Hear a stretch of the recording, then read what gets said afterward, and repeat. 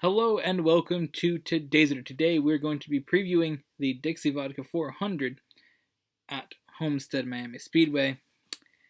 And this is something I've wanted to do for a while, sort of like preview races and stuff like this. These types of videos. We did something similar to this where we just raced the tracks in the NASCAR game, or similar to F1, we did the same thing. But I really wanted to sit down and just talk about the races instead of just playing a game being like, oh, cool, because I record that like way ahead of time. So it's not really ever up to date, but I wanted to do a preview and a review video for the races. Now, I didn't necessarily get on this in time. We didn't preview Daytona. We kind of did with our season preview, though. And then the road course we didn't do anything with either. But I want to jump onto it now, and we're going to do something similar to this for F1 come next month, 1 month away from the launch of this video. We'll have our first F1 preview. So every week my plan is to do a preview video, and then hopefully the next day have a review video where we sort of talk about the race. Just kind of a little fun thing to do. But now, let's jump into this race. So, a little bit of details here. I guess Denny Hamlin has been awarded the pole for this race. I'm not really sure how they're deciding the pole this year, who starts where. I don't know if it's to do with, I think it's finishing order combined with where you are in the points and fastest lap in the previous race, something like that. I know something was last year. I think they just carried that over. Obviously, there's no qualifying at the moment. So, what's there to talk about? Homestead, of course, has been a race that typically has taken place at the end of the season. Of course, until last year, pretty much, it was pretty much known as the championship race. Like, for my entire life, I've pretty much thought championship race, fun race season is Homestead. Until, of course, in 2020, they said, you know what? We're switching up. We're going to Phoenix. So, Homestead now, relatively early into the season. Yeah, I'm excited to sort of see what happens. Of course, the first normal race, I guess you could say, of the season. Of course, the big super speedways are a little different. Of course, we only do 4 of those races a year, 2 Daytona and 2 at Talladega. So you don't necessarily see that much with those tracks. And then road courses are going to become a little bit more normal this year, but of course there's 7 of them, and in my mind it's hard to just wrap my mind around road courses being normal in NASCAR. I think that, again, they didn't really change the calendar since like the late 90s. It pretty much stayed fairly similar until this upcoming season.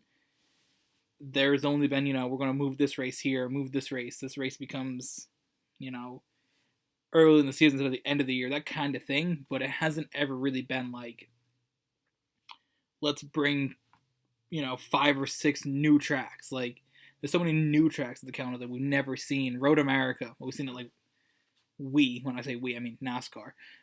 That track was in like the 50s one time. Like, it's not something that anybody really remembers. So, we've never really seen a race at Road America. We haven't really seen Circuit of the Americas. We haven't seen, Bristol Dirt. So, getting my mind around the fact that road courses are more normal. But either way, there's, 7 road courses instead of your previous 2 or 3. But, we're getting into the normal, like, ovals of mile and a halves. The thing that when people think of NASCAR, they think of ovals. So, Homestead, typically, there's a bunch of different groups you can race at Homestead, which is super, super cool about that track. Of the tracks that are, the mile and a halves, Homestead comes to mind as a little different. It's basically, it's its own shape. It's not, your normal mile and a halves are ovals, a little bit of like slight turns, a little bit of flat in the middle, and you go around it. This one here, it's literally an oval. It's, again, they kind of tried to build this track off of being a kind of oval Indianapolis kind of things that used to be super flat. But it kind of has almost like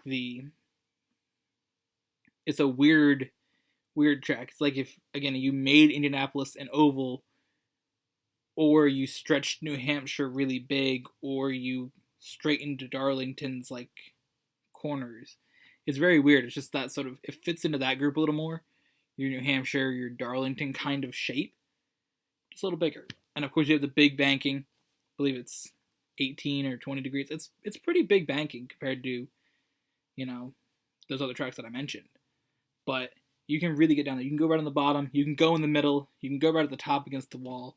That's really where you're going to see it. People right at the bottom, following that yellow line, or you can see people right along the top, which I love to see that combination. Or if you want to just try a little bit, you go in the middle.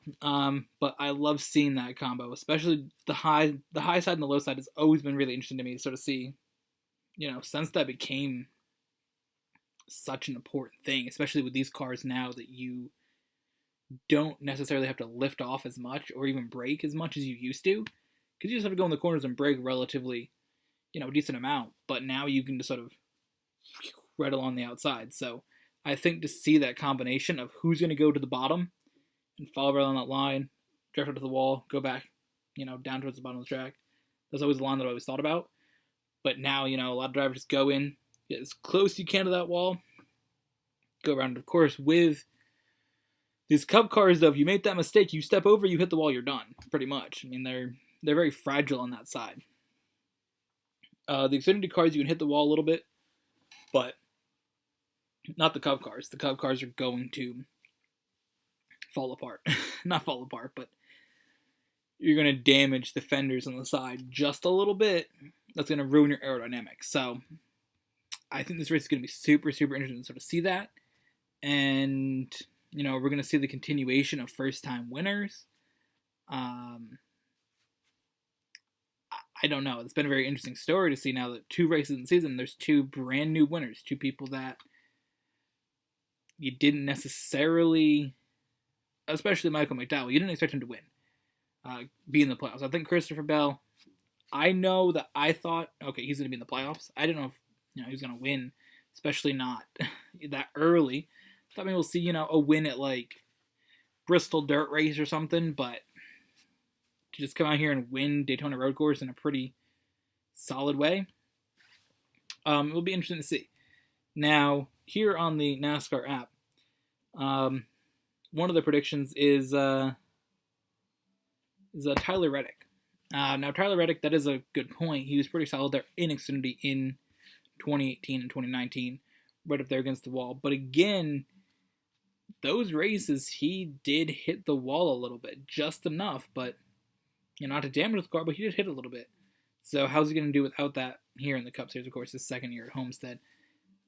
He could be a solid driver, but my prediction is I think you're going to see Kyle Larson come back and get his win. He obviously didn't win a race last year. He was suspended for most of the season. I think he only did 4 races, so we didn't really get to see that much of Kyle Larson last year, and I don't remember if he won in 2019. But Kyle Larson, one of those drivers that everybody's talked about years ago, having all this potential, and now he's finally in top equipment. So I'm going to predict Kyle Larson gets a win in the number 5, returns to victory lane for the first time since 2017, when Casey Kane won at Indianapolis. So that's my prediction. I think Kyle Larson will go out there, get the win at Homestead. He was so close multiple years. There pretty much, the last few Cup races that he did there, 2016, 2017, 2018, he was in the mix there for some of those wins, and he didn't do it. I know one of the years, I think it was 2016, he just didn't want to be in the way of the championship fight, but now the championship fight's not there, I think he'll go all in and try to go for that win. So I would not be surprised to see Kyle Larson winning at Homestead. But that's that. Let me know down below who you think is going to win the Dixie Vodka 400 at Homestead Miami Speedway. And, yeah, we'll see you in the review video.